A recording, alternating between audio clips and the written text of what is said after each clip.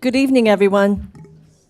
Thank you for joining us tonight and attending our City Council meeting. For the record, it's September 5th, 2024, and the time is 6:31 p.m. I'll begin with the roll call. So, Council, when I call your name, please say here or present. Mayor Maxton, Here. Councilmember Stroop, Here. Roden, Here. Olvera, Here. Kerner, Here. Parker, Here. and Menchow. Present. With 7 members of council present, a quorum is declared. Thank you, Christina. And would everybody please stand and please join me in the Pledge of Allegiance? I pledge allegiance to the flag of the United States of America, and to the republic for which it stands, one nation, under God, indivisible, with liberty and justice for all. Thank you all. We have a good turnout tonight. As a reminder, we are live broadcasting the meeting tonight, and I'd like to thank everybody that's here attending in person and all those that are attending by live broadcast. If you do get an opportunity to speak as part of the meeting, I do ask that you use the microphone that's up here at the podium in the front of the room. It is the only way, if you speak from your seats, those that are listening by the live broadcast will not be able to hear the comments, so we ask that you use the microphone.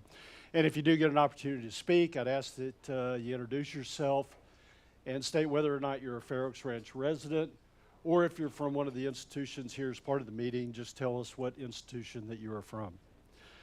And with that, we'll kick off the Citizens to be Heard.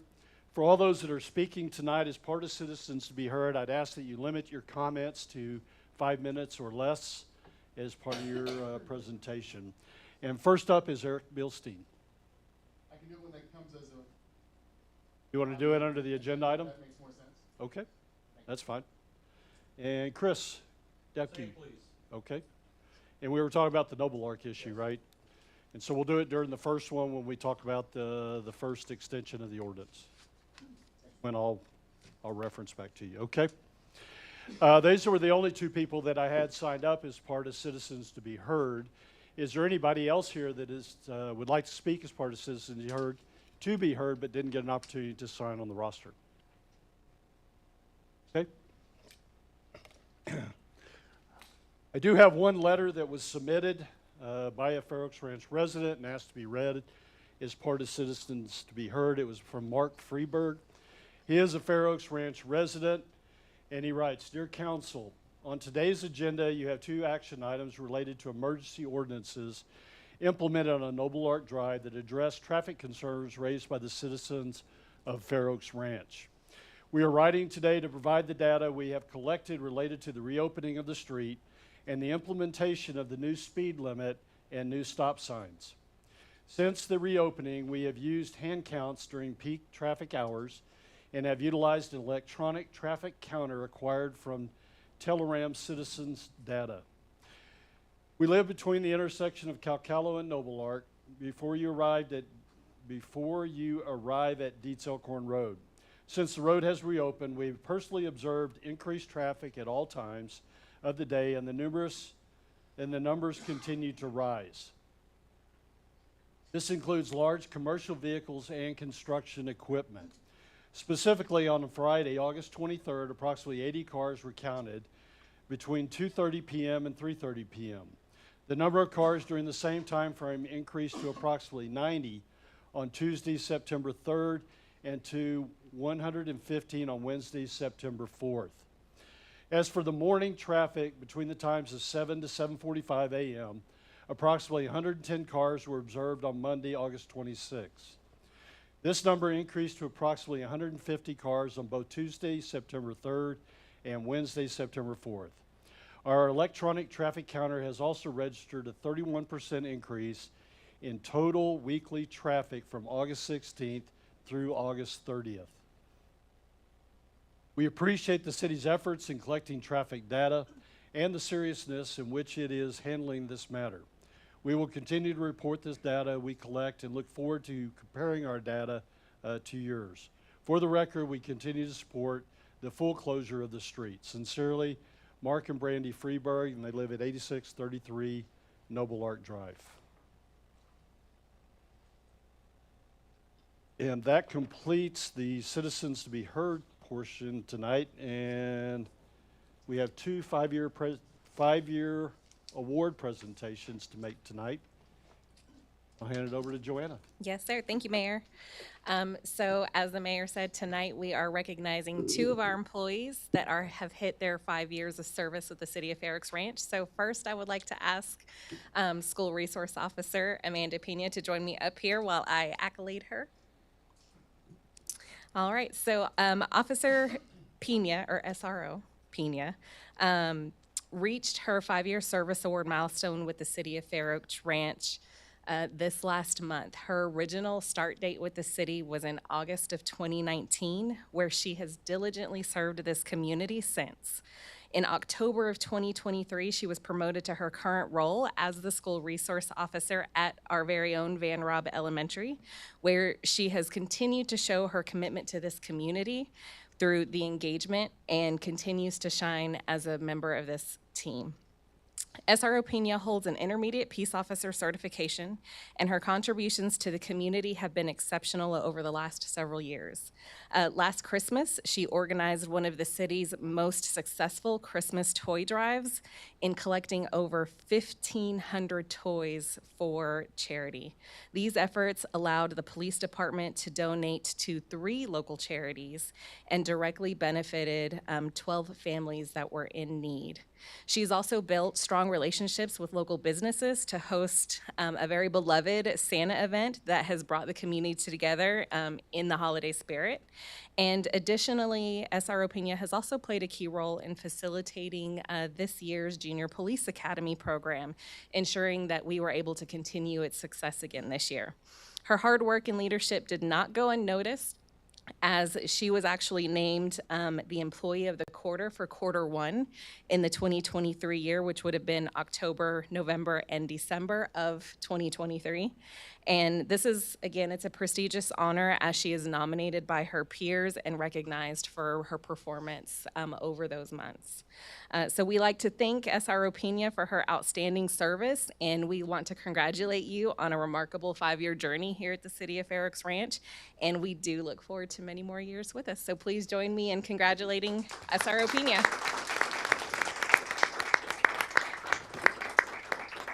And as always, we have a 5-year service award plaque and a special gift for her as well.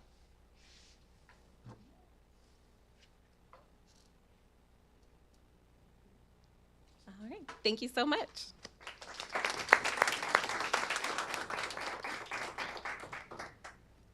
All right, then next on the list, we have Mr. Jarrett Lee. Jarrett, if you will come stand up here with me as well. Jarrett Lee is a wastewater operator level 2 with us, and Jarrett started his journey with us here at Fair Oaks Ranch also in August of 2019. So they were actually in the same month. But he actually started his journey with us as a maintenance technician in our maintenance department. From there, his dedication and his hard work quickly became evident. That he was hungry and ready for more challenges. So he very soon after that promoted into a utility technician, which is on the water and wastewater side. And in September of 2022, Jarrett earned one of his first water certifications, which is the Class C groundwater license, and he was able to promote to an Operator 1. After that, he then continued to push and strive and grow in his commitment to his professional development, where he was then recognized for his second Class C license, this time in the wastewater side, and this resulted in his promotion to an Operator 2. So over the past 5 years, Jarrett has really shown through his hard work and dedication that anything is possible, including these well-deserved promotions over the last few years. In addition to his technical expertise and his contributions to the city, he has done so many other meaningful things for this department and for the city internally, such as serving on our Employee Appreciation Committee, where he helps plan and implement programs for his fellow coworkers. So Jarrett, we want to thank you for all of your hard work and dedication over the last 5 years and congratulate you on your outstanding service.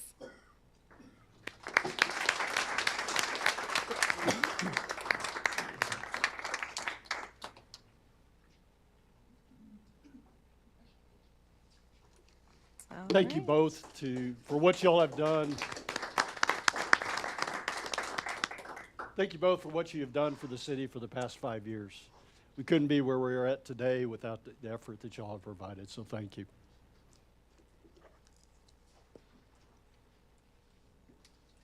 And with that, we'll move on to our consent agenda tonight.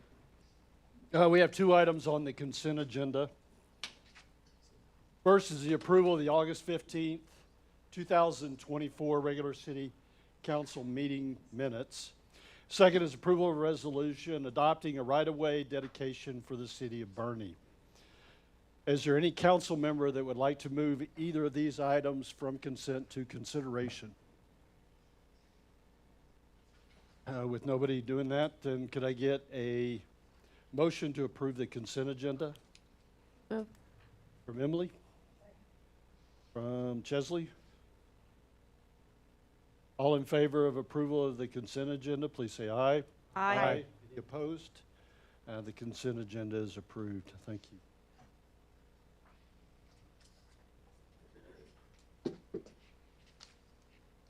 With that, we'll move on to our public hearing tonight. In the City of Fair Oaks Ranch, council will conduct a public hearing to receive public testimony on proposed comprehensive amendments to the City of Fair Oaks Ranch Unified Development Code. And Christine, I have the time now is 6:43, and I am opening the public hearing. With that, I will turn it over to Lee for the staff presentation. Thank you, Mayor. Good evening, council members. My name is Lee Muniz. I'm the manager of engineering services here at the City of Fair Oaks Ranch. And I'm here to provide the staff presentation of the proposed UDC policy amendments. So let me give you a bit of background and history. We've been working on these policy amendments with P&Z through many workshops and finally concluded with 13 amendments.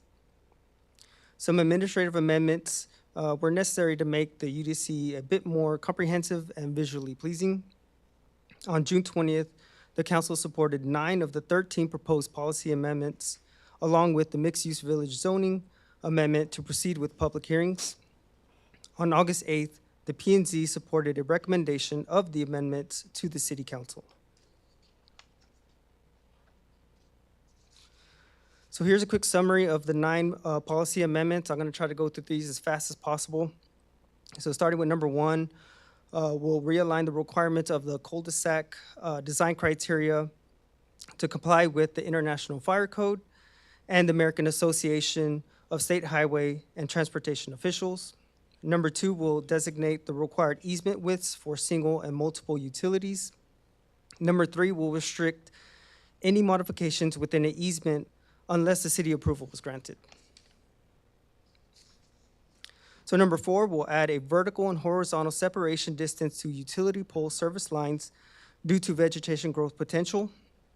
Number 5, we'll reduce the minimum landscape spacing distance for shrubs from center to center, which would allow landscape buffers to fill in a bit faster.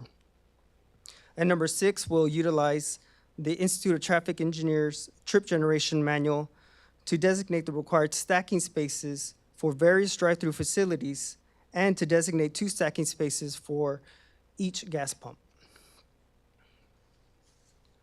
All right, this is the home stretch, last 3. Number 7 will require developers to pull permits for construction of utility and drainage infrastructure. Number 8 will increase the required material and depth for street construction. And finally, the last amendment will add 2 designations in the stormwater design criteria section to match the city transportation maps. For the mixed-use village amendment, I felt like it would be better to give you a visual representation of the amendment before I explained it. This is a screenshot of a portion of the use table in section 4.9. Okay, now for the meat and potatoes of the amendment. This first change will add asterisks to two uses in the table, which are single-family residential attached, townhomes, patio homes, duplexes, multi-unit homes, 3 to 4 units, which is one use, and multifamily residential, which is the second use. But the asterisks for those two uses are only in the mixed-use village column. So the second portion of the change will add a footnote to the asterisks that are associated to which will require developers to only develop a maximum of 30% of the total area on all land uses or lot sizes. So we followed all the required notification requirements set by the UDC and LGC by notifying the public via Bernie Star and sent letters to property owners. At the P&Z public hearing, we had 2 residents oppose the mixed-use village zoning amendment, but they did not have any issues with the remaining amendments. So for each individual policy amendment, we reviewed and determined that the amendments met the 4 criteria listed in this slide. We would like to recommend the City Council consider this criteria for each policy amendment. So here's a summary of the criteria. The first one evaluates the health, safety of the public based on the acceptance of the UDC amendment. The second one is to ensure that the changes to the UDC will remain consistent with the future land use map. Third one is met if the UDC amendments comply with the goals and objectives of the comprehensive plan. And the last one will be met if the UDC amendments do not conflict with the comprehensive plan or code. So in conclusion, the council will have an opportunity to provide possible action during the consideration item in this, included in this agenda package. Depending on the decision of the council, there could be a second reading for the proposed amendments ordinance at the September 19th meeting. And that concludes my presentation. Thanks, Lee. As part of the public hearing, we did have a sign-up process outside for public comments, and I did not receive any cards or any sign-up as part of the public hearing. Is there anybody here tonight that didn't get an opportunity to sign up that would like to speak as part of this public hearing on the UDC amendments? Okay. But Christina, I have the time now is 6:49, and I'm closing the public comment portion of the hearing.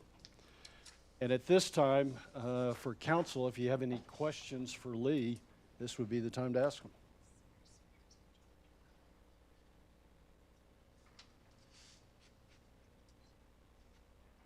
Everybody's good?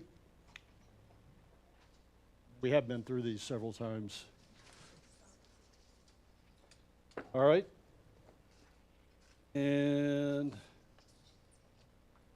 that will close the public hearing and with no formal action.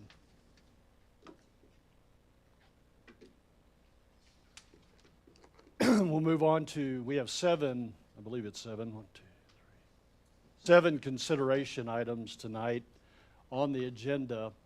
The first consideration and discussion item that we have is the consideration and the possible action approving the first reading of an ordinance amending the City of Fair Oaks Ranch Unified Development Code regarding comprehensive amendments, including various policy and administrative changes. Lee, this is just what we covered, so. Yes, sir. So all the information is still consistent with, that's contained with the public hearing documents. This is only a consideration item to provide the council the opportunity to provide action on the proposed UDC amendments. Questions? Any questions from anybody here tonight? And with that, could I get a motion to approve the first reading of an ordinance amending the City of Fair Oaks Ranch Unified Development Code regarding comprehensive amendments, including various policy and administrative changes. Moved. From Scott, Second. from Ruben. Any other discussion from council? Motion on the table, all in favor, please say aye. Aye. Any opposed? I'm a no on this one.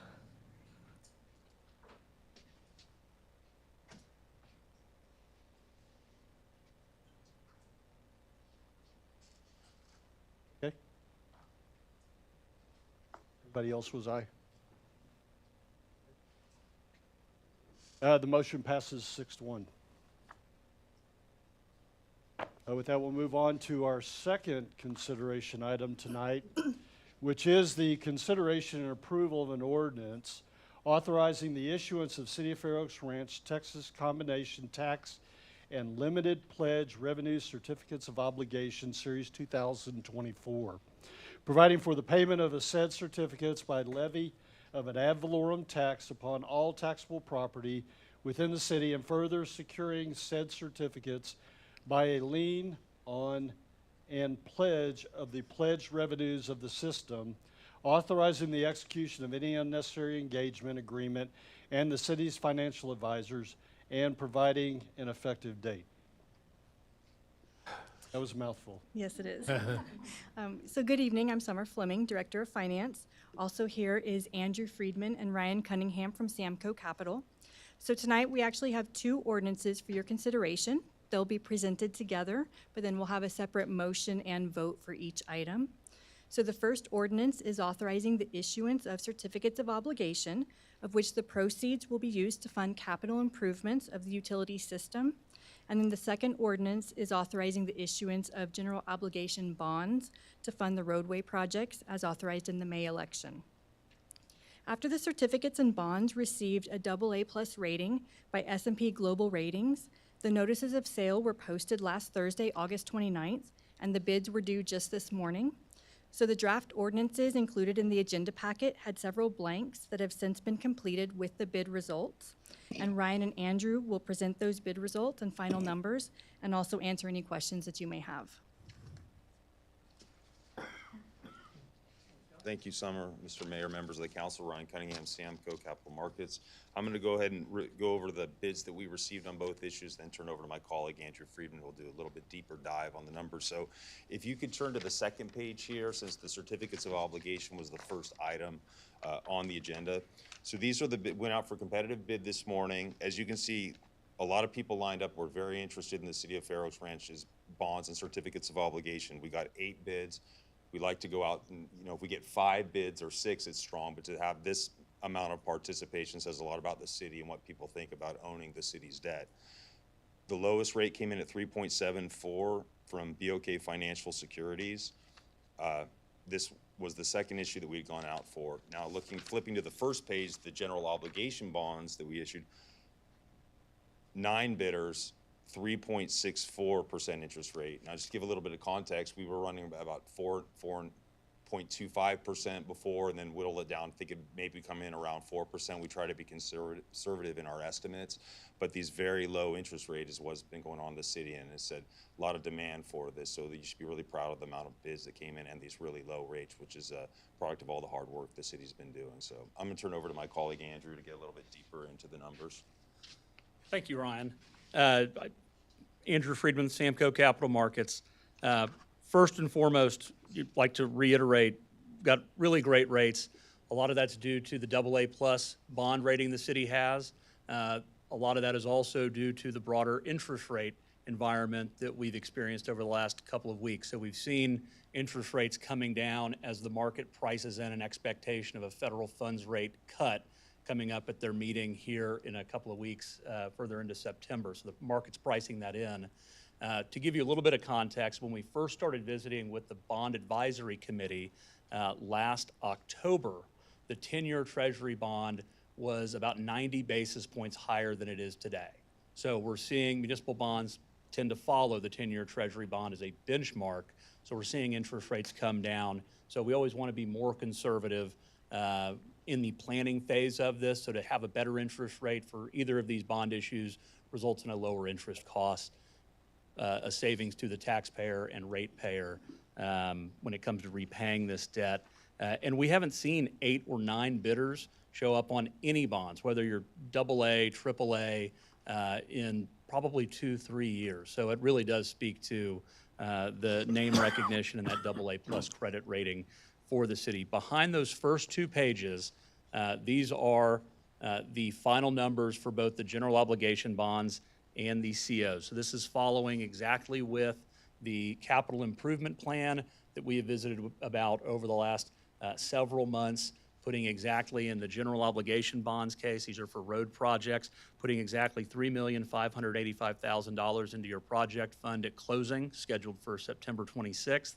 And then on the certificates of obligation, $3,735,000 for both water and sewer projects. And that debt service is split out between the general fund, the water fund, and the sewer fund, because in Fair Oaks' case, you all have some folks who are water and sewer payers and some that aren't sewer payers. So we want to make sure that we strip out the debt service so that folks are paying for the service they're benefiting from.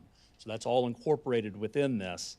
And then behind these pages, I'm not going to go into great detail here, but I'm certainly happy to come back and answer any questions you all have. It's a lot of numbers on the page, but you've got the bond pricing that shows the coupons and yields for each of the 20 maturities on each of these issuances. Then you've got the principal and interest, the debt service for each of these bond issues repaid over 20 years with interest repaid semi-annually, principal paid annually. And then these will be callable February 1st of 2033, meaning that if interest rates are lower 9 years from now than they are today, we'll have an opportunity to refund them or pay them off early without any penalty. So we'll continue to monitor that just as we have your debt in the past. And then finally, you can see on the last page of those numbers, a number of different statistics. The true interest cost, which is roughly the average interest rate on these 20-year financings, when you blend these 2 issuances together, come to 3.68%. One of the things I was very surprised by this morning, we priced the general obligation bonds first. Both of these bonds have very similar structures. They're both repaid over 20 years. We got a better interest rate on the general obligation bonds than we did on our COs. In a perfect market, we should get roughly the same interest rate. And so I spoke with our underwriting desk at Samco to get their take. They're out participating in the market, underwriting bonds, and said, explain this disparity to me. And I got kind of a comical answer in that Raymond James, who's buying these bonds, the general obligation bonds, and submitted that 3.64% interest rate, just got really aggressive today. And so they really were about 10 basis points through the market, meaning an interest rate better than the rest of their competitors for our benefit. So we're all happy about that. So I was relieved to see that something hadn't changed. If we took bids at 10:30, there'd been, something happened in the bond market that caused interest rates to spike all of a sudden. That isn't necessarily the case. Just a very aggressive underwriter at their desk this morning when he submitted his bid, and again, for the benefit of Fair Oaks Ranch. So I wanted to make sure to point that out to you all because it was something that stuck out to me immediately. And then lastly, included in these numbers or behind these numbers is your credit rating report from S&P. You all were AA plus going into this process. You all remain AA plus through the credit rating review process that Scott and Summer helped take us through. They answered a number of questions, took a lot of time from what's already a very busy budget and tax rate season for them, and did a really admirable job in providing very thorough responses, really helping to put the city's best foot forward. So as you read through that report, it highlights a lot of great things that you all are doing. Strong financial performance year over year. You all have a low tax rate. We've got a strong economy here in Fair Oaks Ranch. What holds us back from the next credit rating upgrade being that AAA? You've really got to be a large metropolitan area to achieve that AAA status. They want to see that you have an economy not only where residents live, but where they're working. And that's certainly not the desire and shouldn't be the expectation for Fair Oaks Ranch. So we're, in all likelihood, never going to get above AA plus, and I don't think that's a goal for the city in order to get there. But that's why you're not even higher, because you all are as strong of a credit and well-run city as there is out there. So this is really represents a feather in you all's cap that you all have maintained for a very long time. So all great things. I'm happy to answer any and all questions that you have. Again, we presented both of these items together because it kind of naturally flows that way. But you all are taking action first on these COs and then on the bonds. So again, happy to answer any questions that you have. Any questions on the COs? Yes, sir. I just have one question. So the coupon rate on these are what, 5%? They're 5% in the early years and then drop to about 4% in 2034 through maturity 2044. And so just for clarification, because the yield is going to be 3.64 or whatever the other yield is, that's why we got a premium in the market to drive that down to that yield. That's correct, and that's Okay. a very good point. We're putting the amounts that I stated into the project fund. The par amount for each of those debt issuances is lower than that, and that's covered by that premium, the difference between the yield in a given maturity or a given year and that coupon rate that the city's going to pay. That's a cash premium that Raymond James or BOKF, the other purchaser, is paying the city for these bonds or obligations. Thank you. I have a question. Go ahead. Is this covering the wastewater upgrades that are going on to the facility? I will let either Summer or Scott Grant. speak to the project specifically, or Grant, see him in the audience. This first issuance is only covering, I believe, $650,000 for one project. It's the Kojak manhole sewer upgrade. The Okay. wastewater treatment plant, we still have rollover funds in the budget that are carrying us through this year, and then a subsequent issuance, we would issue debt for probably phase 2, I guess, of that project. Okay, thanks.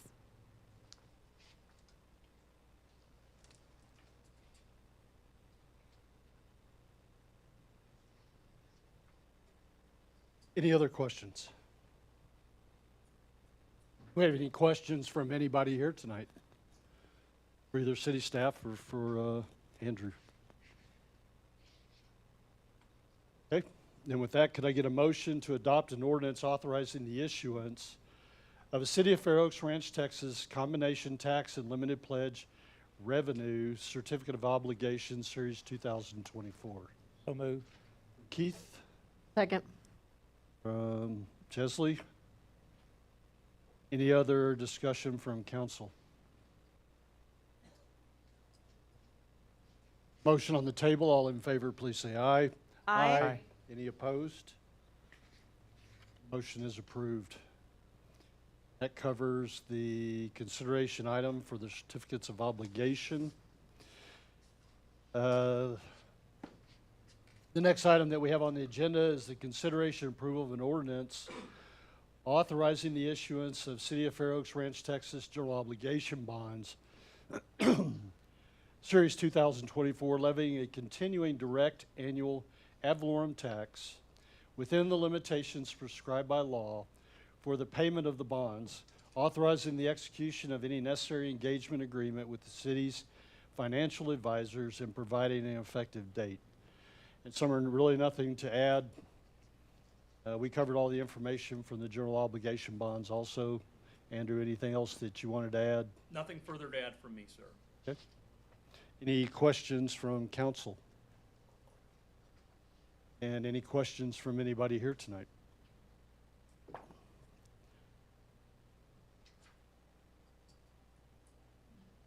Then can I get a motion to adopt an ordinance authorizing the issuance of City of Fair Oaks Ranch, Texas General Obligation Bond Series 2024? So moved. Keith, in a second. Second. Ruben, any other discussion from council? With the motion on the table, all in favor, please say aye. Aye. Any opposed? And the motion is approved. Thank you, Summer, and thank you, Andrew. Thank you all very much.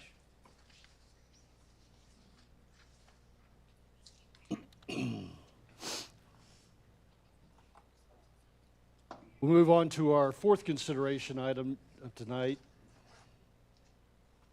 which is consideration and possible action approving the first reading of an ordinance to extend the expiration date of ordinance 2024-10 from October 2nd, 2024 to January 3rd, 2025.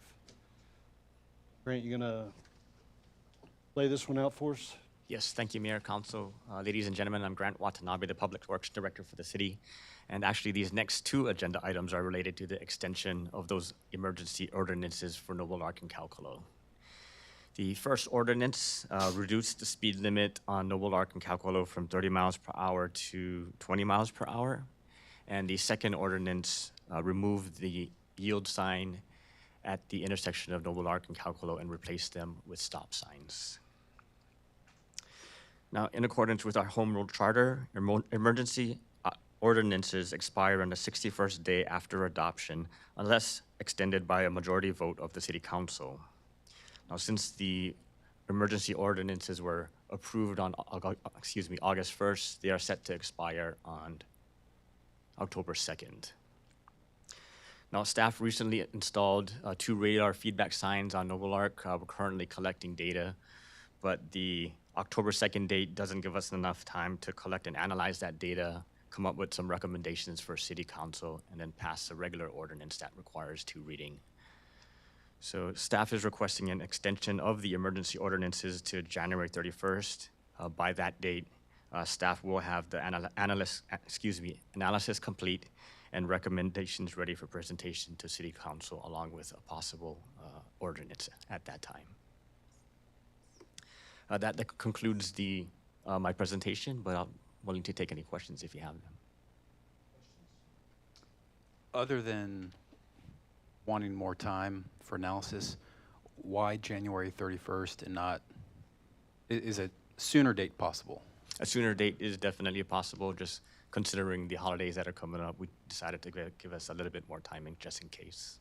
And if January 31st is approved,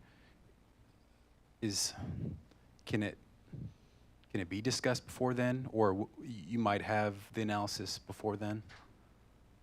Correct. We would like to have at some point a workshop with City Council to go over a summary of those findings before we get to the point where we want to consider an ordinance for adoption. That's correct. Point being, I think that what you're getting to is we'd want a consideration of this prior to the expiration of the emergency ordinance.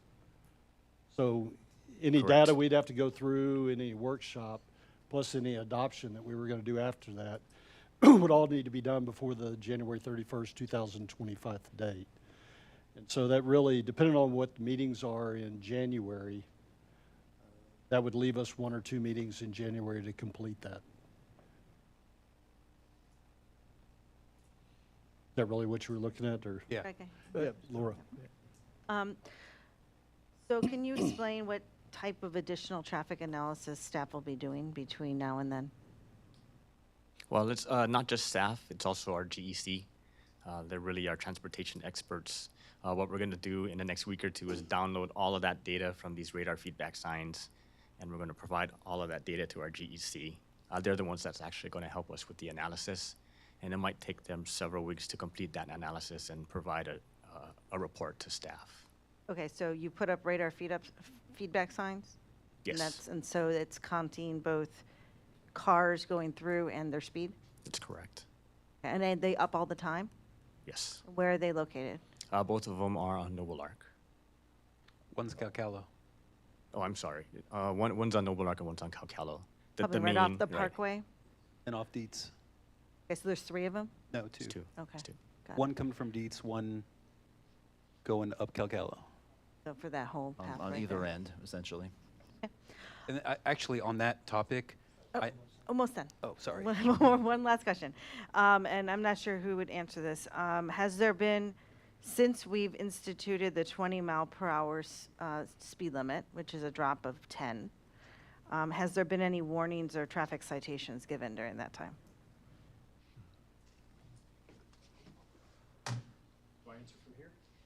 Come up. Chief, I just wanted you to have to speak for the first time.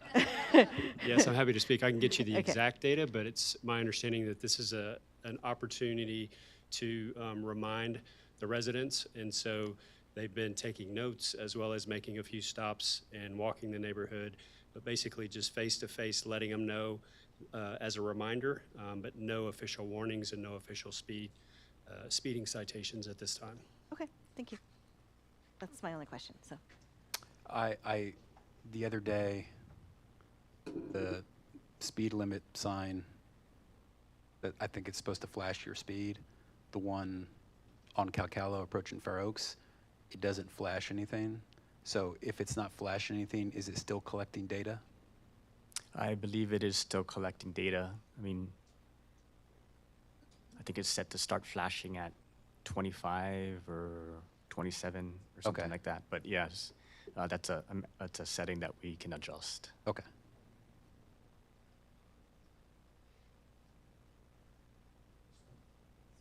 We said they were at the end, so this is just a question. Are they far enough away from, I guess, the entrance to both street for people to gain speed to actually calculate, because in my experience in the back 40, when we put the ones on Meadow Creek Trail, they were very close to the stop signs on either side. So you're gaining speed from the stop signs as you're going. And so really a lot of times the problem is more in the middle. So are we gaining the correct data is my question. I believe we are, but I can take a look at the distance set back from the intersections again if needed.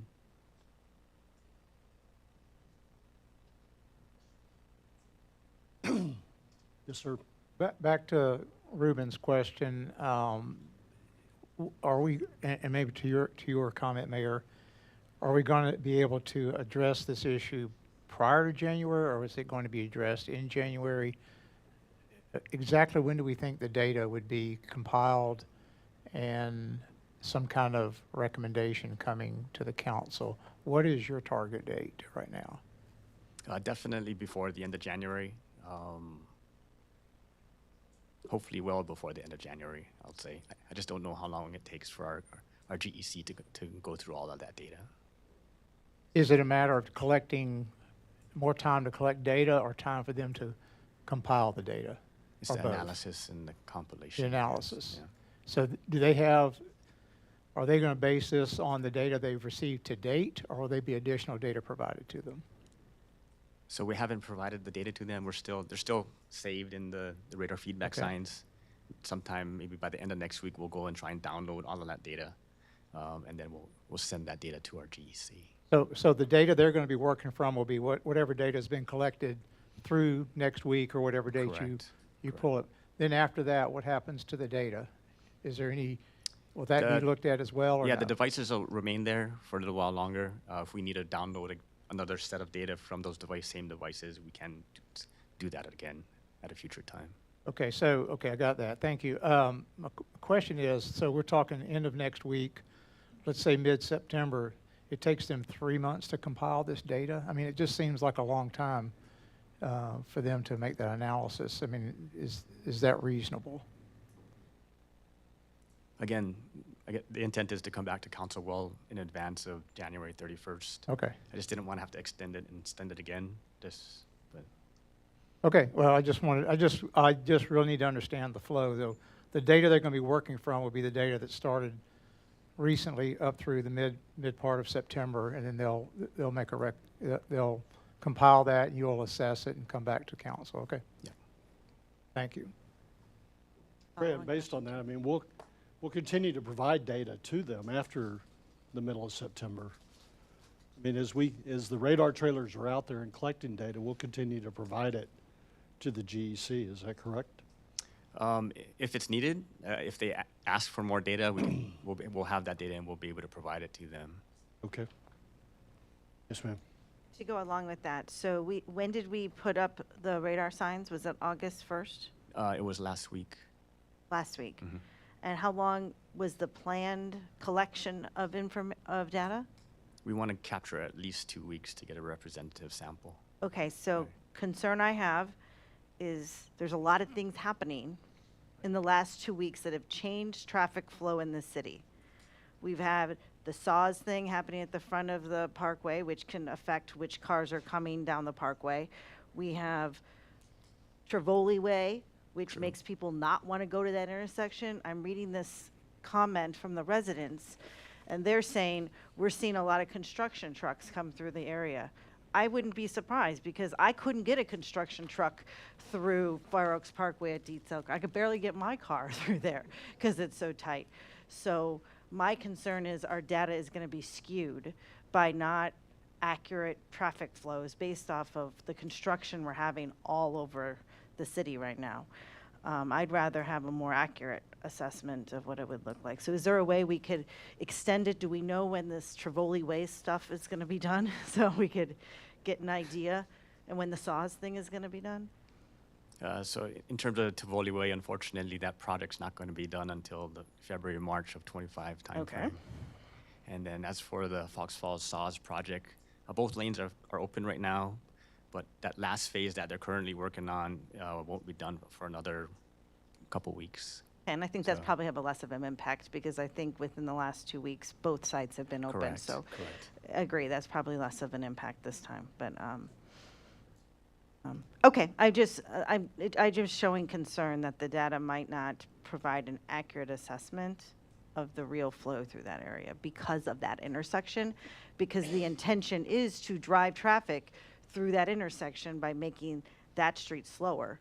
Well, we're also impeding the flow of traffic through that intersection by the construction. So, I mean, the data will be good and it'll be helpful, but I think it'd be a little bit, yeah, it's going to be skewed just by that traffic.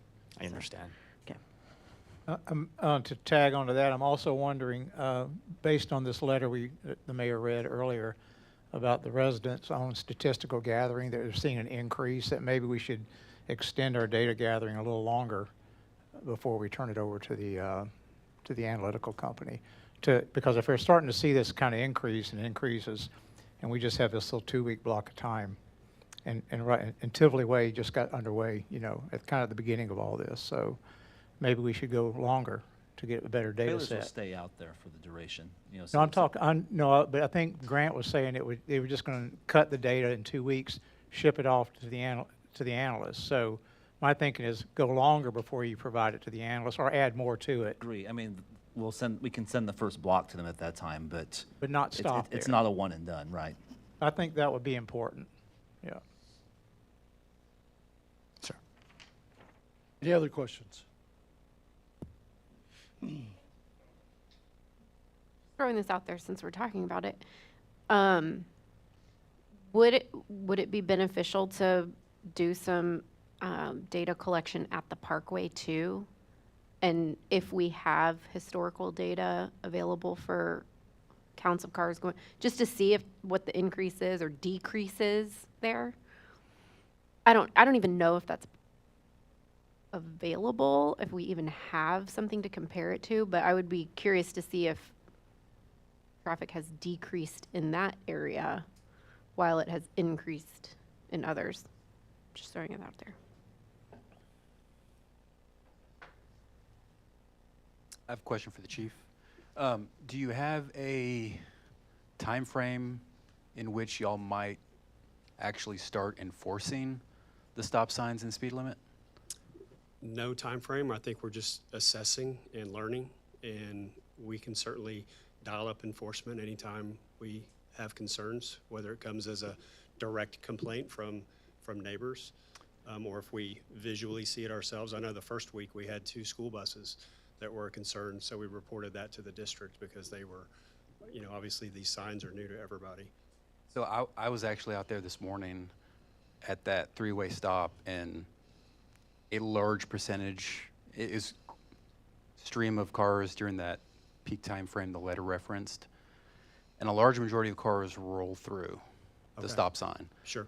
And then on the straightaway of Noble Ark, it's not scientific, but most cars are not going 20. Okay.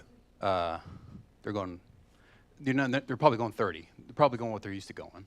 Sure. And so I figure maybe while we're collecting data, maybe the actual enforcement will help decrease traffic because it's now being enforced and they can't just roll through stop signs or, go faster than the posted speed limit.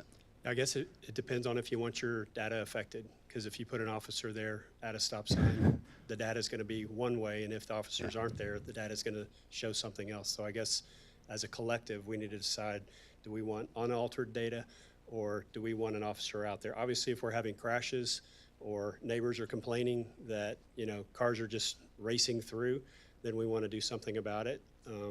So we're completely available to help any way we can to support whatever outcome we want. Yeah, and I didn't necessarily have a suggestion of when to start enforcement, but I was just curious if that had sort of been planned out yet. Yeah, typically it's a good 2 weeks, whether it's a brand new stop sign or a new traffic signal. In this case, it is a neighborhood, and I think it's been pointed out before that Google Maps is inferring that's going to be your fastest route through there while we've got construction in the area. So that's a problem also. If people are traveling through and using Google Maps and it's taking them through our neighborhood streets. So I can understand a citizen wanting to close that street down or somehow report to Google that that's not a viable option if that is, in fact the case. But we're happy to, provide presence, but just to know that the speed data will certainly be affected by that. Yes, as long as everyone's on the same page, that way have a plan that makes sense going forward. Yes, thank you. It seems like if we don't do that, then our whole point of putting 20-mile-an-hour signs in was a waste of time. So it seems like we probably should enforce it, collect the data, and see how that impacted it. I think that was the whole goal of the exercise, was to see if we could impact the traffic on the road, and by impacting it means lowering the signs, speed limits, and changing the signs. Thereby, if you don't follow the rules, so you get a ticket. So I kind of think we should probably enforce it, or else we just take our signs back up. I agree. But I think the chief also made a really good point, because if we're doing extra enforcement than we would normally do, that when they stop doing that extra enforcement, it's going to go back to what you have right now, and we won't have that data. We'll have the data if we have a police officer there all the time, which we're not. So I see both points. Yeah, I don't think we need extra enforcement. I just think we need whatever you would Normal normally enforcement.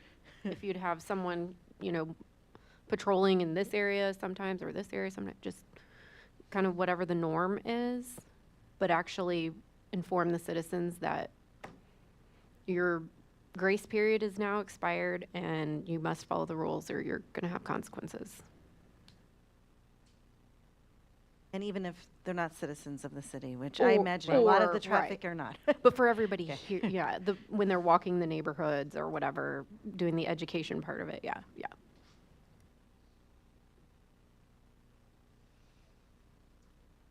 Exhausted all my questions. Eric, did you want to make your comments now?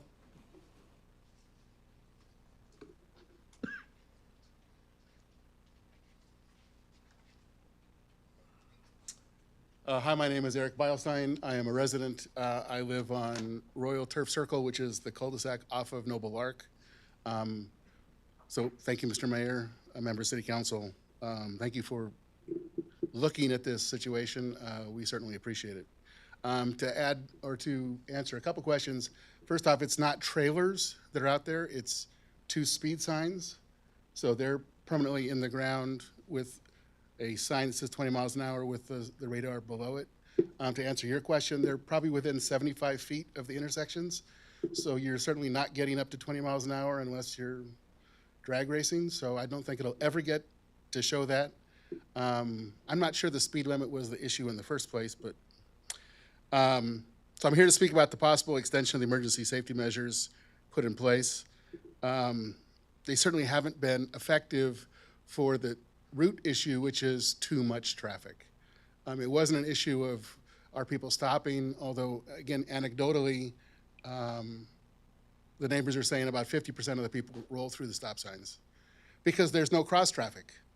So to them, there's no enforcement, there's nothing else. They just don't see cars, so it doesn't merit stop signs, so they're taking that to get a shortcut there.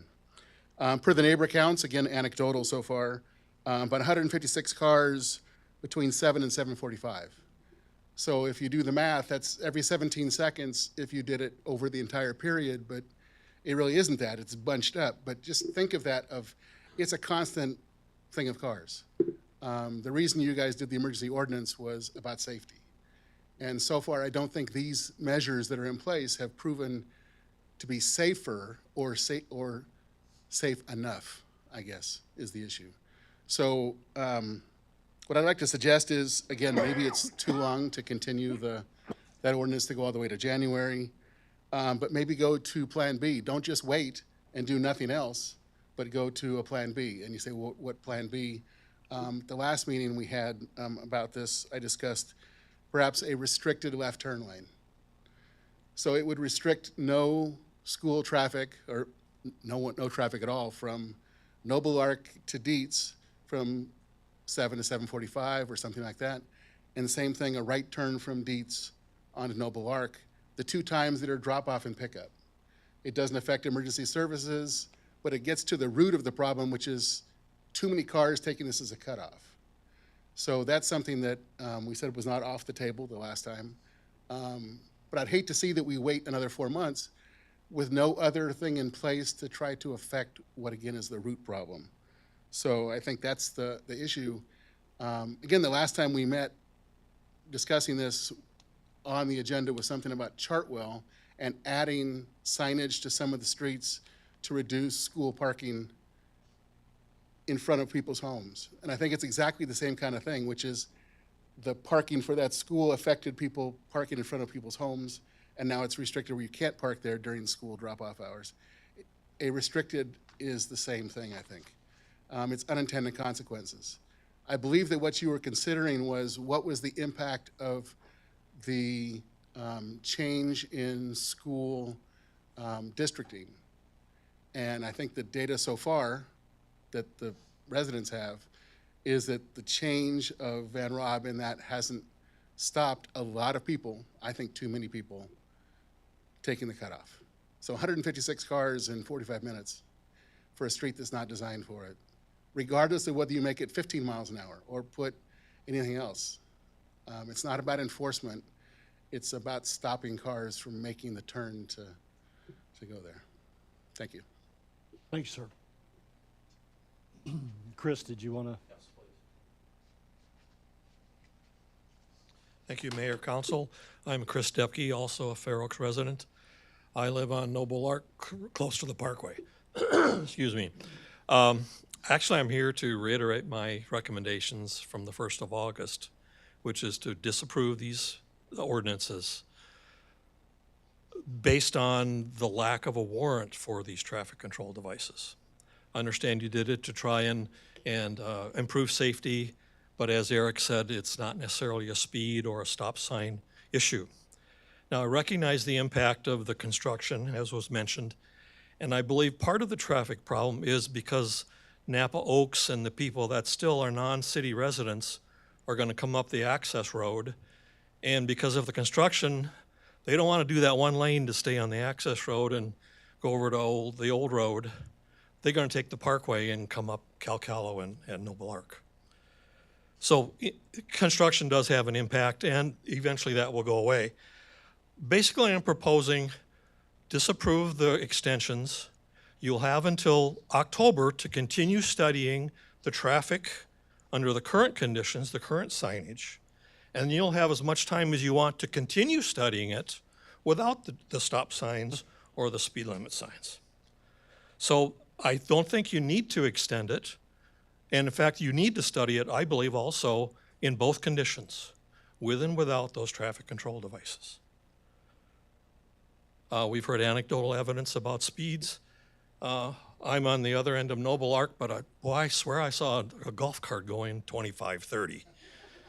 I don't know, it's hard to tell, but I don't think we don't have any good data on speed currently. The signs are too close. They need to be further down the street, much closer to the stop signs actually, or further down away from the intersections. Might even then see how much they're really slowing down for those stop signs. That's all I have. Thank you. Thank you, sir. Were there any other questions or comments? Yes, sir.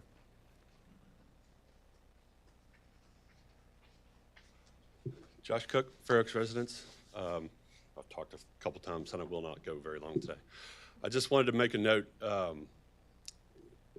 The school, I think the redistricting has impacted the school loop there, and I've noticed that it's been less of a disaster than it was last year. Even opening and closing the road, and I think since they've opened the road, the school it has improved even further. I pay attention to everybody that's coming through that area because I know safety is a big issue, and it would appear, now granted this is just my viewpoint, most people are abiding by those stop signs, or by both the stop signs and the speed signs, because I'm making sure I'm staying at 20 the whole time, and I've seen police pull people over at least 5 times in the last couple of weeks. So I'm a little confused about there not being a police presence out there because I've seen them pull them over multiple times. And but one other point I would be curious about is the total traffic counts on Detail Corn and Fair Oaks Parkway. Even over what's the growth on those? Because just the growth of the city is naturally going to drive traffic on all the streets within everywhere in the city. So I would assume that Noble Ark and Calcala would see an increase in traffic just due to the size of the city changing. But I agree with you, Councilman, Councilwoman, about the waiting till all the construction's done. Because I agree with your point around like people coming up from Napa Oaks to make the right. They don't want, because it really gets pinched there getting through the intersection.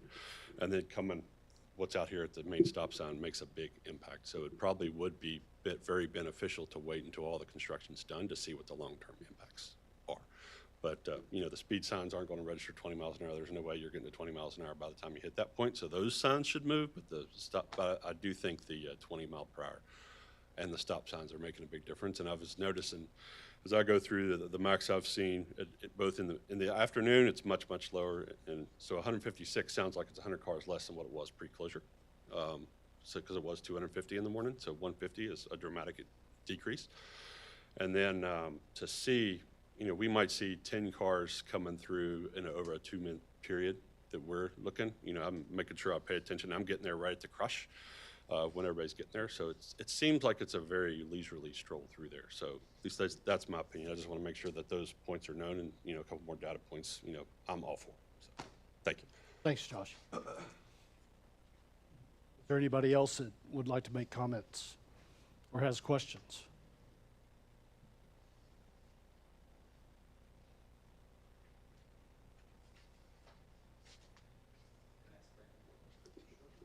Can I ask Grant one more question? Bilstein talked about no left turn from Noble Ark or no right turn from Dietz. That issue of that additional signage or that ordinance, that would be a totally separate issue, not controlled by whether or not this is extended. Is that correct? Correct. In other words, extending this does not prevent that type of signage or ordinance to be considered at a later date, if any. Correct. These specific emergency ordinances were related to the speed limit and then the stop Okay. signs. Correct.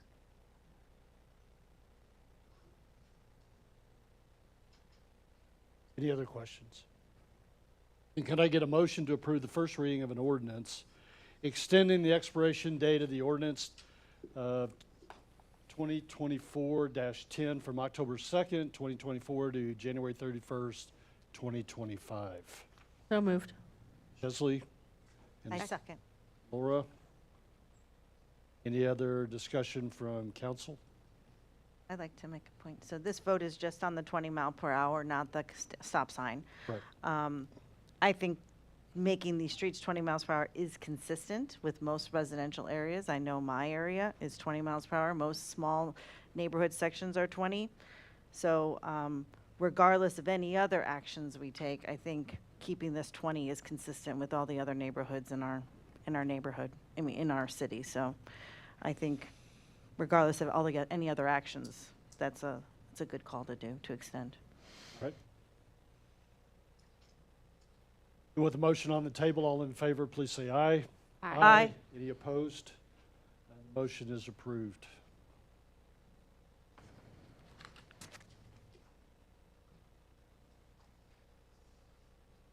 The next consideration item is consideration and possible action approving the first reading of an ordinance to extend the expiration date of ordinance 2024-11 from October 2nd, 2024 to January 31st, 2025. And basically, this is the same situation but relates to the stop signs. Is that correct, Grant? That's correct, Mayor. Anything else additional that needs to be presented as part of this? No, sir. Any questions from council? I have a question, and I apologize because I was not here at the August 1st meeting. What specifically warranted stop signs at this stop sign, because at this intersection, because I was not aware that cross-traffic and that any interaction at that stop sign was a concern, other than just speed and the amount of cars? So as Mr. Ducky mentioned, going by the specific MUTC requirements, warrants for a stop sign, it does not meet those. But there are other features in this area that we took into account to come up with the decision that stop signs might be needed. Those include the lack of paved shoulders, the existence of both pedestrians and bicyclists in this area, and again, potential for speeding not only by buses but some vehicles in the area as well.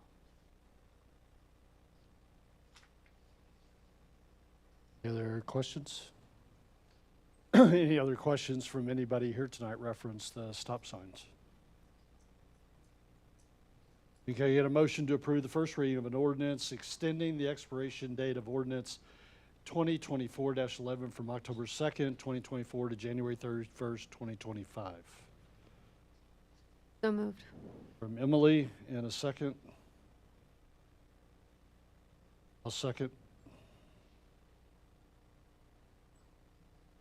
Any other discussion from council?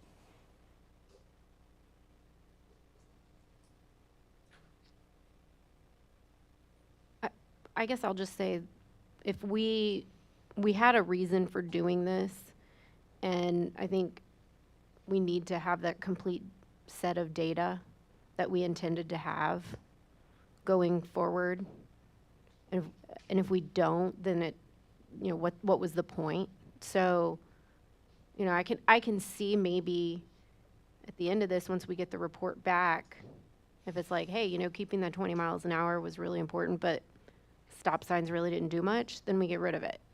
But I think to give it a full look at, we need to consider all of the data for a consistent period of time and then go from there. Continue follow through with the stop signs since they're already in place. Right, and since at least some of the data we have includes that, I think we should, one week or 10 days or whatever it is, like we've said, is really not enough. So let's capture the full picture. We can come back. If we extend it, this is just giving us the ability to have it in place until January. If we send that first set of data and then decide, let's now, maybe we take down the stop signs and get some data without the stop signs, but still with the lower speed limits, then maybe we do that. But I think, at least for this first set, I think we need to have a consistent set of data. So I'm against extension.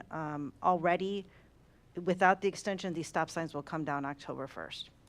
We'll have already collected all of our data and already shipped that off by then. So I don't think this intersection warrants stop signs. I don't think I would have voted for it if I was here on August 1st. And I don't think any of our proposals will have this as a permanent solution. So I'm good with taking them down October 1st. Do we know, or have you guys noticed that they're backing up traffic and causing a slowdown anyways, or do they flow through pretty well? I don't know. Maybe somebody else can speak more accurately about that. Right through them anyways. Yeah. I didn't see backup today. It was batches of 5 to 7 cars, which I'm assuming is the parent line, coming in waves, but none of them really backed up. They stop.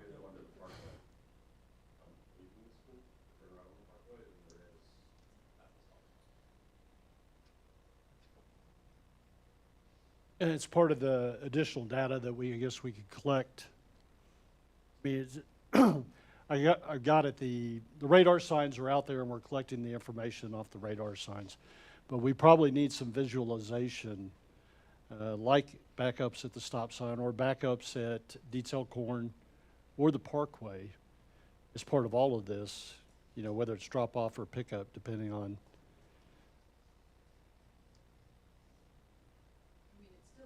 It still gives us a month to gather that data with the stop signs because it's going to expire on August 1st. Then we can.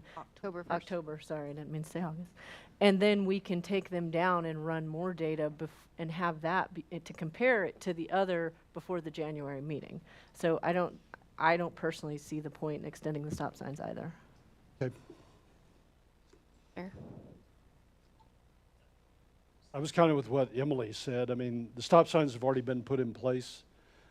Whether we leave them up November and December and take them down at a later time, or we take them down in October. I think leaving them up the extra 2 months provides that opportunity to get thorough analysis of what the stop signs are providing. But if we do that, we don't have that time to then get conflicting data to compare the two. Do you see my point? We're going to have that first few months, month and a half of data that has it with the stop sign. We extend it to January 31st, and we end the stop signs at October. Then we can do a run without the stop signs and gather that data and compare the two sets of data to see really analytically, what did the stop signs do? Did it help? Did it not? If we extend it through January or December, then we can't do that. We can't compare data. I see the point. Scott. I think the purpose of this ordinance, or what we want to do tonight, is to extend and give them the opportunity to keep the stop signs up. If we vote on it and keep it up, if we vote on it tonight to extend the ordinance, do we have to keep it up? We have to do another ordinance to take them down? Yes. Okay. I think the exercise was to create as much pain to speed through Noble Ark to slow down traffic, you know, so if a stop sign and the potential of getting a ticket does that, I don't see how that's necessarily a bad thing. That's me. Sorry, I couldn't hear you. Can you say that one more time? I think the part of this was to help mitigate the number of cars going through and to create some level of pain, to use that as a cut through. And I think that if that continues to do that, along with the added possibility of getting a ticket, as opposed to all the other things that were discussed early on when we were looking at this issue, this is not necessarily a bad thing. I think we can always revisit it if we get enough data and we do the ordinance to take them down. But for right now, I'm for keeping them up. Any other discussion? I have a question, discussion. Really in discussion. Okay, discussion, then Form it in a we statement. we could also in October, if we don't extend it and they come down October 1st, we could also at a later date bring them back. That is right. That is right. I think that just adds confusion. I mean, they're already trying to figure it out now, you know, stop, roll, stop, get a ticket. Next week we don't get a ticket. They come back up 2 months later. I don't know. I think that's a really tough situation. I think it also deters people from taking that route. What's going to show up next week, right? You never You know. never know. You never know. Play more. Just never All right, know. any Can other discussion? we consider speed bumps in a roundabout too? Yeah, any other? All right, any We're other done. discussion on the stop signs? We have a motion on the table. All in favor of the motion, please say aye. Aye. Aye. All in favor, please raise your hand.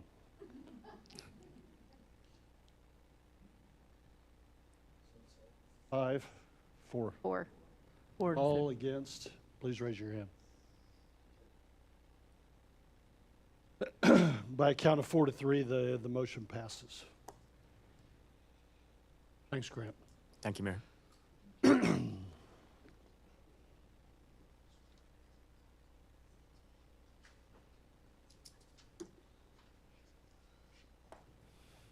We'll move on to our, I think it's a sixth consideration item tonight, which is the consideration and possible action approving a resolution authorizing the execution of a work authorization with Friesen Nichols Incorporated for professional services for the water and wastewater impact fee update.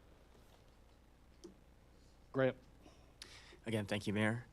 The city requires professional services to conduct a water and wastewater impact fee update in accordance with Texas Local Government Code Chapter 395.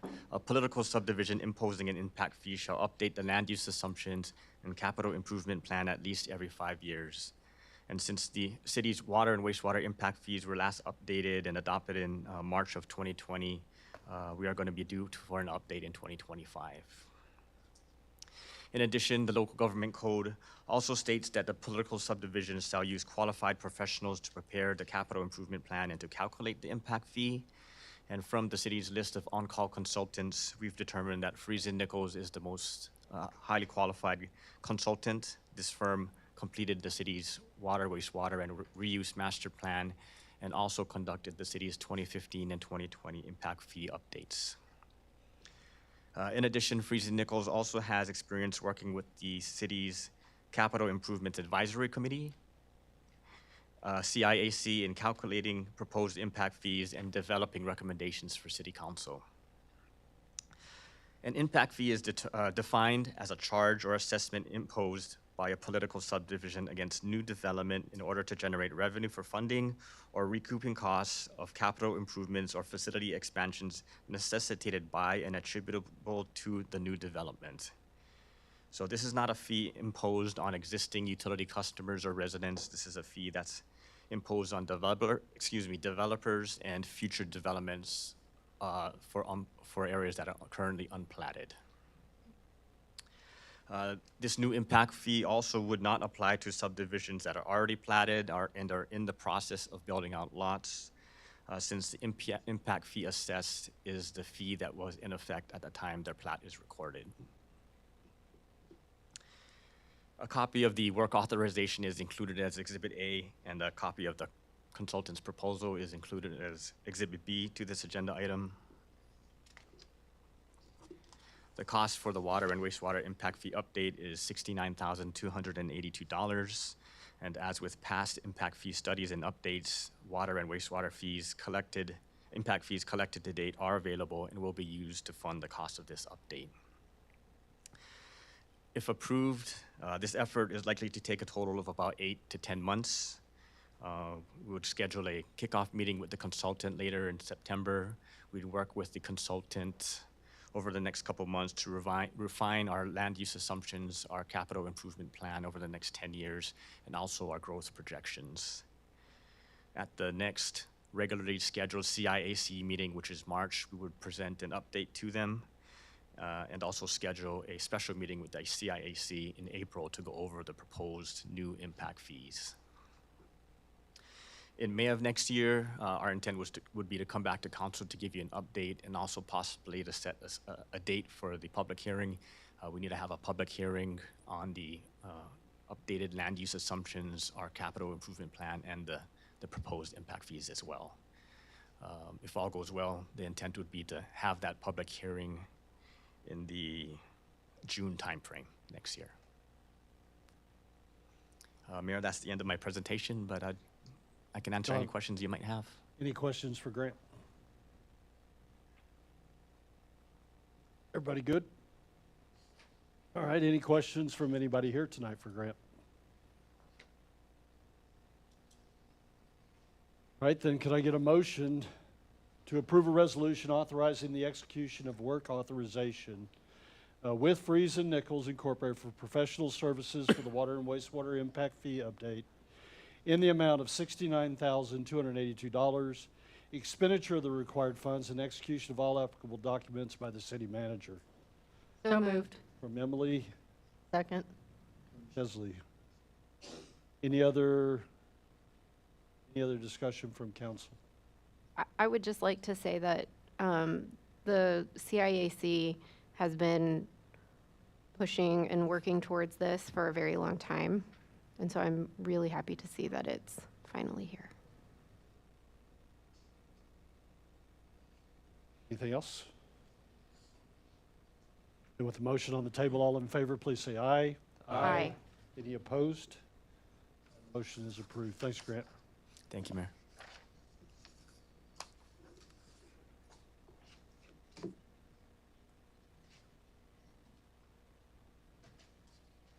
And then the last consideration item that we have on the agenda tonight is the consideration and the possible action to accept an application for a place on a board, committee, or commission. Good evening, Council. Christina Pachocchio, City Secretary. I'm here tonight to discuss the late application that the city received for consideration for an appointment on a board, committee, or commission.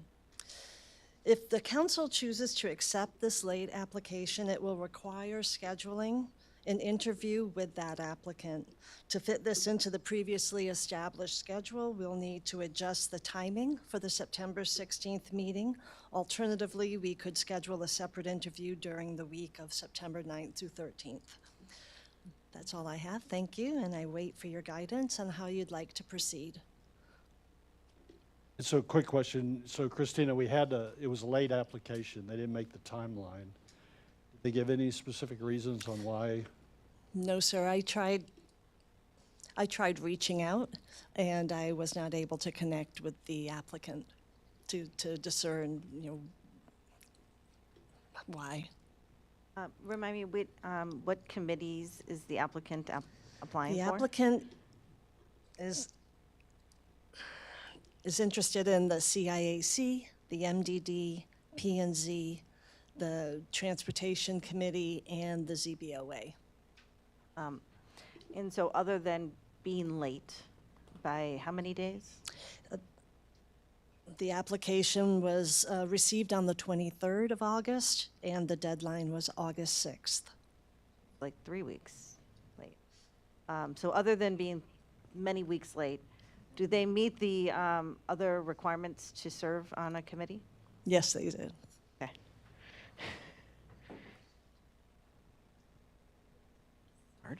Hard. This is a hard one. Any other questions? Any questions from anybody here tonight?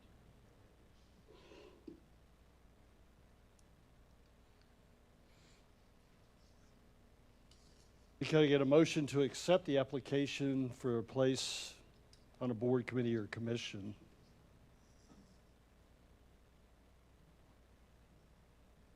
So move. Is it, I was trying to, is that the way we worded it before we accepted the applications? sir. And you've already stated that they meet the qualifications, which was Yes. the add-on. Okay. So really, it's a motion to accept the application for boards, committees, or commissions. And Ruben, Yes. Second. Scott. Uh-huh. Not to redo what we did at the last meeting, can I do an amendment to that? And to schedule an interview of the applicant. Okay. Because that was the second line of the recommended proposal, so I think we're not just accepting and not interviewing, we're accepting and interviewing. So I move to amend the motion to include scheduling an interview. I second that.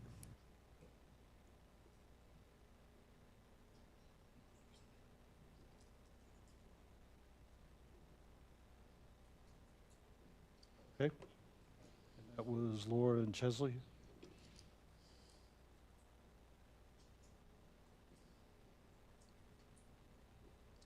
So we have an amendment to the original motion. The amendment is to accept application and to schedule an interview for a place on a board, committee, or commission. Well, the amendment is to schedule an the interview. So, Any questions on the amendment? All in favor, please say aye. Aye. Any opposed? Okay, the amendment is approved. The amended motion would now read, a motion to accept an application and to schedule interview for a place on a board, committee, or commission. Any discussion? I would just like to say, I think we rely so much on volunteers coming forward. And I appreciate that this applicant came forward even though the deadline had expired. I do very much appreciate that. I do want to point out that we do take rolling applications. We don't just have one application window. You could apply at any time, and then prior to us interviewing, we'll look at the applicant's pool. So while we do set a deadline, you could apply at any time. For everyone out there, feel free to continue applying. Anybody else? Good comments. With the amended motion on the table, all in favor, please say aye. Aye. Any opposed? The amended motion is approved. Thanks, Christina. Thank you. And that completes all the business that we had tonight on our agenda. Does any council member have any announcements that they'd like to make part of tonight's meeting? I would like to announce that I would like to wish my son a happy birthday tomorrow. Happy birthday, Spark. Number 8? Happy birthday, Spark. He will be 8 years old in a few hours. Okay, anybody else? I had 2 quick announcements for tonight. We do have an election coming up on November 5th. With this election, all residents are required to vote within their county of their residence, which is different than some of the other elections that we do. For Bexar County residents, you will have a polling site that will be in this room for all Bexar County residents. And for Kendall County and Comal County residents, as part of Fair Oaks Ranch, you'll have to vote at the specific county locations that are set up by each of those voting districts. That's important, but the biggest thing is to vote. You must register with your appropriate county, and I believe it's no later than 30 days prior to the election, which right now is around the October 6th. So that gives you about 30 days from today to get your registration in and get it completed to vote in the November 5th election. And the second announcement that I have is September 30th, we're switching solid waste providers from Republic to Frontier Waste. Frontier Waste will begin service on September 30th. 2 big concerns with the transfer, in my view, 2 big concerns. One is the bill transfer, and the second is the trash can, trash bin, and recycle bin switch out, which they will happen. The city has sent out numerous notices about the bill switchover, and I believe that even Frontier has sent out notices to each of the residents with information on, well, if you haven't received it, it's come. But Frontier has sent out notices, email, I believe, and they may have a mailer coming that tells you how to switch it out. With that, the city has set up on the home page, there is a link to the transfer of the trash services that's at the top of the home page. And in that link, it provides all the information that you're looking for as part of the bill transfer, as part of the trash can swap out process, although we don't have a specific schedule yet on the trash can swap out, but it is coming. I know a lot of questions on this, and there's a lot of moving pieces with it. We do have 30 days to get all this put together. Honestly, a lot of people are tracking it. It will come together. It may be a little painful, but we'll pull it off. All right? Scott, any other announcements? Yes, I do, Mr. Mayor. I'm going to tag on to that one, first of all, about the solid waste transition. So obviously, we have been in more than daily contact with the vendor over the last 2 weeks. Many residents are already setting up their accounts, since the city pushed out its first message here about a week and a half ago, maybe 2 weeks now. We expect that residents will receive the letters if they haven't already by early next week. So that should be Monday or Tuesday. Be on the lookout for that from Frontier Waste Solutions, the provider themselves. We also have an updated flyer that they will be distributing. We're also going to post that on our website that we've set up. And we do have a date or dates on the cart exchange. Frontier and Republic will be picking up and placing, with respectively, the carts during the week of September 23rd. And for the most part, that should be on your respective collection day. And as mentioned, Frontier will assume the service September 30th. We have confirmed that there will be no schedule changes at this time, so everyone will retain the same date. They may look at that several months down the line after it's established to make sure it's still equal and meets their routes, but at this time, no changes. As mentioned, there'll be some positive changes to bulk brush pickup and household hazardous waste pickup. Those will be by appointment monthly, so check the website for that. And in addition to our website, they're making additional enhancements to their website at our request as well. So publishing the schedule information, alternative payment methods, so if you want to pay by check as opposed to ACH credit card, that information will be on their site as well. And we are, in addition to all that, we're going to have 2 on-site meetings with them coming up in the next 2 weeks, just to make sure that we have all our bases covered. So keep that in mind.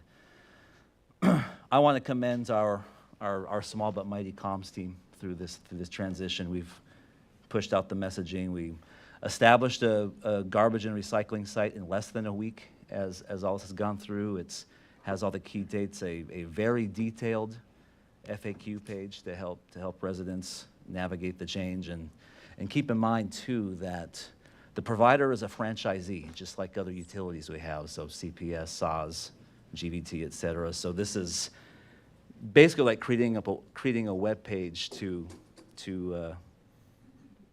message and market on behalf of those utilities, which we've also done before, but we're doing this as a service, and we did it very rapidly. So a lot of credit goes to Casey and Joanna and everyone else for getting this, and also Carol and the admin team for helping us message to residents with all the questions we've had as well. So great work all around to help out during this time of transition and make sure that our provider is getting all the information out that they should be. So we'll keep updating as we get more, but I think the website's pretty comprehensive.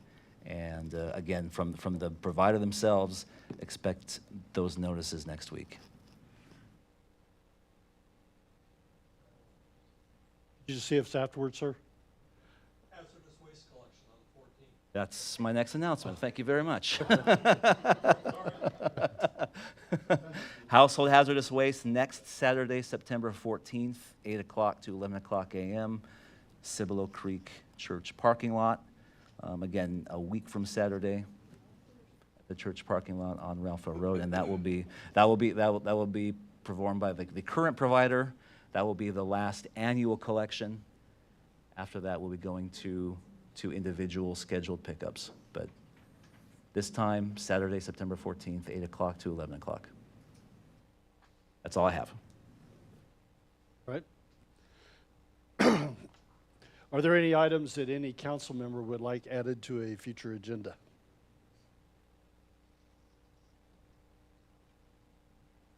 All right. And Scott, no reason to go into executive session tonight? Part of this meeting? No, sir, and go Chiefs. Forgot to mention that. They playing right now? Go Taylor Swift. Don't tell me the score, please. Is Taylor Swift there? Okay. Christina, anything else that we need tonight as part of tonight's meeting? No, sir. Got anything else from your end? No, sir. Of course.